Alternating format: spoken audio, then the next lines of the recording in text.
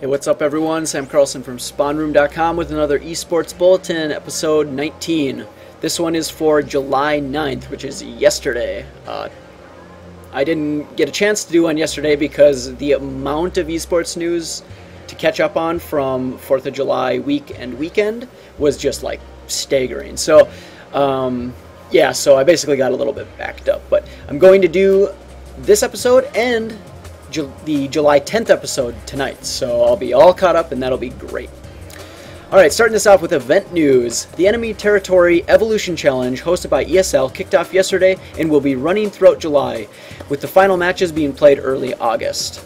8 teams were invited, with 8 open slots for first come, first served teams. I'm not sure if this is how they normally do it. It seems a little weird because generally you would want a qualifier tournament, so like you have these 8 invited teams who are like really good, and then you don't just have like 8 random ass teams that just get to sign up. They should have to like qualify, but I don't know, maybe there's not like a whole lot of teams that generally participate. I'm not really sure. But anyway, all the rules, match results, and more on esl.eu. Team Evil Geniuses will not be participating in the Star Ladder Star Series LAN Finals, the July 12th through the 15th. EG cited that prize winnings were not enough to compensate the players' travel expenses, so yeah, it's not going to work out for that. Instead, Team Empire will be taking their position after rumor that Team MTW declined as well. And this now comes, technically this is July 10th news, but I'm going to put it in since it relates. Kita Gaming has also backed out of this tournament, and they will... but they will not be replaced. EG was replaced by Team Empire. Kita is just not being replaced, so they're going to do a 5-team tournament, which seems really weird as well. Rumor has it that Kita Gaming is also citing money reasons for backing out. ggChronicle has released details about their second LeagueCraft GG Classic tournament for League of Legends. The tournament will feature a $7,000 prize pool with additional hardware prizes. 12 teams will enter the group stages this weekend, with 8 teams qualifying for the double elimination finals bracket July 21st through the 22nd. They also have released the 8 caster names that will be doing the commentating, and you can check the 12 team names who are invited on ggChronicle.com. Oh, and the teams that are playing are from North America, Europe, and Asia, so all across the board. Intelall.com has announced The Siege, a 16-team League of Legends tournament. They are doing 12 invites for top European teams, and they're going to have 4 qualifier spots that will be open to competitors on June 13th and 15th. Those are the 2 qualifier dates.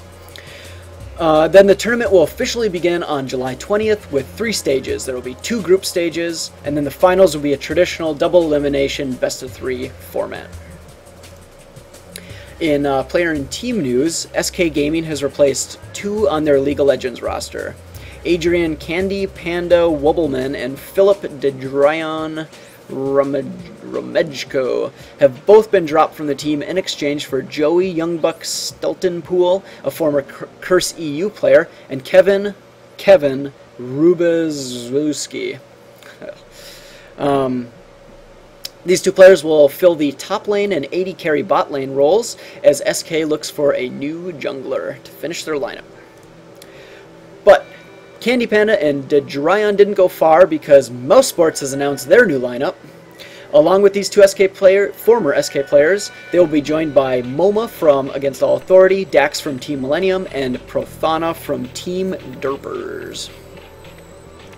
MTWNA is trying out new players for their top lane after releasing James Atlanta Moreland.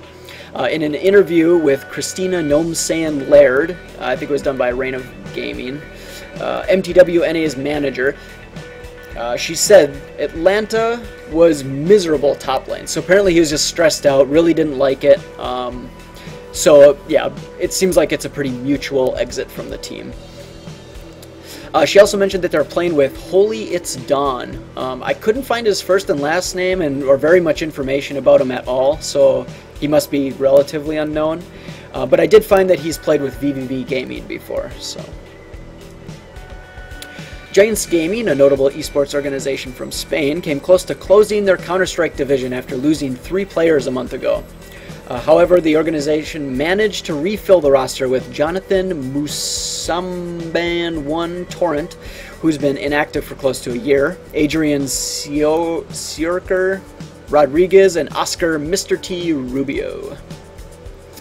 And quickly in patch notes, Mike Z, lead programmer and gameplay designer for Skullgirls, released the unofficial patch notes for the almost completed update.